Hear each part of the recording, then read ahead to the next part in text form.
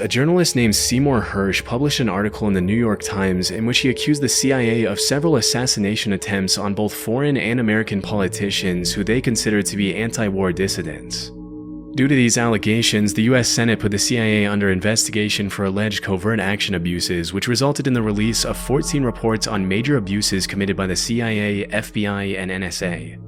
The majority of the reports included accusations of crimes such as opening and resealing US citizens' private mail for several years and illegally surveilling Black Power activists. Although these claims are obviously pretty serious, they paled in comparison to one particular accusation, or conspiracy theory, which alleged that the CIA had developed a pistol that could fire a poison dart over 300 feet, take a person's life, and leave absolutely no trace as to the cause of death. As it was later revealed, this theory turned out to be true, and the development of the poison dart gun was just one part of the program called MK Naomi, through which the CIA had sought to develop weapons for biological warfare. In 1975, William Colby, the CIA director at the time, had to testify in front of the committee that was investigating the agency. During questioning, he claimed that the CIA had developed a host of biological weapons as part of a plan to eliminate German leaders during World War II, but that their research had continued until well after the war.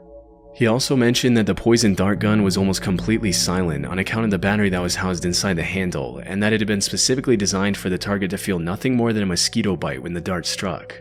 Interestingly, the agency had used a specific shellfish toxin to make it impossible for anyone to know what the cause of death was, leading forensic pathologists to believe that the victim had suffered an inexplicable heart attack. It wouldn't help pathologists that the dart was designed to melt inside the body so that it only left a small red mark where it entered the victim. When asked if the heart attack gun, as it was nicknamed, was ever used on anyone, the director alleged that it had only been used for experiments and that there were no records of actual use.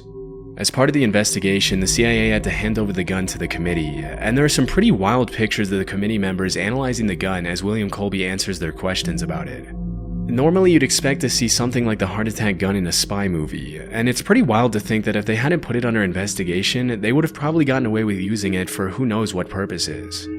It's also pretty crazy to think that if that's the kind of stuff they were developing back in the 70s, imagine the kind of technology they have their hands on now.